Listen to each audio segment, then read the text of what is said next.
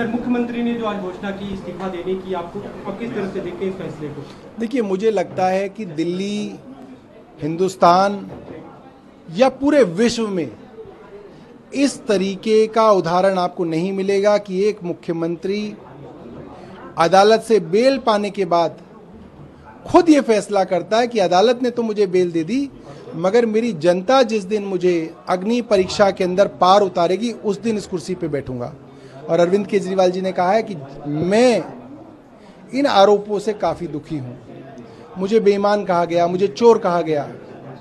मैं अपनी जनता की अदालत में जाऊंगा और ये कहूंगा कि अगर मैं ईमानदार हूं तो आप मुझे वोट दीजिए और मुझे इस कुर्सी पे बिठाइए, और अगर मेरे को आप वोट नहीं देंगे तो मैं इस कुर्सी पर नहीं बैठूंगा। बीजेपी ये कह रही कि मैंडेट तो इससे पहले भी मिल चुका है, जब लोकसभा का चुनाव हुआ 7-0 से आपकी हार हुई, वो भी इन आरोपों के बाद ही चुनाव हुआ था। देखिए, भारतीय जनता पार्टी को कुतर्कों की आदत है।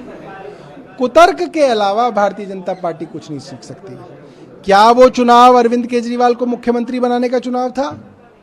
वो चुनाव देश में प्रधानमंत्री बनाने के लिए था, और अरविंद केजरीवाल प्रधानमंत्री के ना दावेदार थे ना उम्मीदवार थे। तो वो एक अलग चुनाव था, ये एक अलग चुनाव है।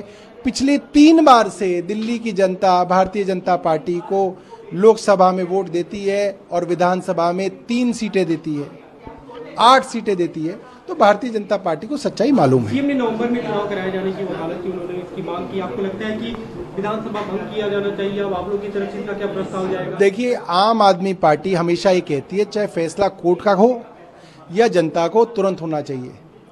सुप्रीम कोर्ट ने भी कहा कि केंद्र सरकार और सीबीआई जानबूझ के इस फैसले को भी रोक रही है, ट्रायल शुरू नहीं कर रही है। 2 साल हो गए, अभी तक ट्रायल शुरू नहीं हुई।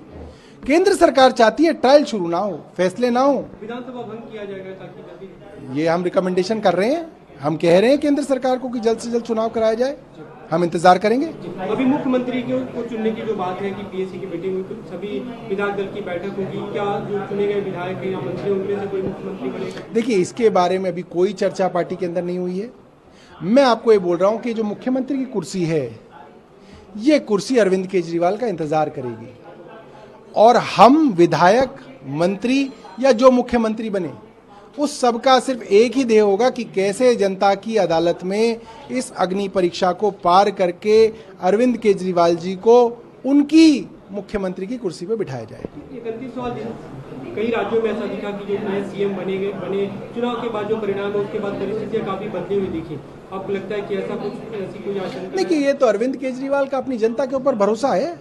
अरविंद केजरीवाल रिस्क लेने के लिए जाने जाते हैं। अरविंद केजरीवाल वो आदमी है जिन्होंने इनकम टैक्स की नौकरी छोड़ के 10 साल तक झुग्गी झोपड़ियों के अंदर काम किया। उन्हें नहीं मालूम था कि आम आदमी पार्टी बनेगी, वो कल को मुख्यमंत्री बनेंगे, मगर उन्होंने किया। अरविंद केजरीवाल रिस्क लेते हैं। अरविंद केजरीवाल जनता के ऊपर फैसले छोड़ते हैं। जनता जो सोचेगी वो अरविंद केजरीवाल के लिए करेगी।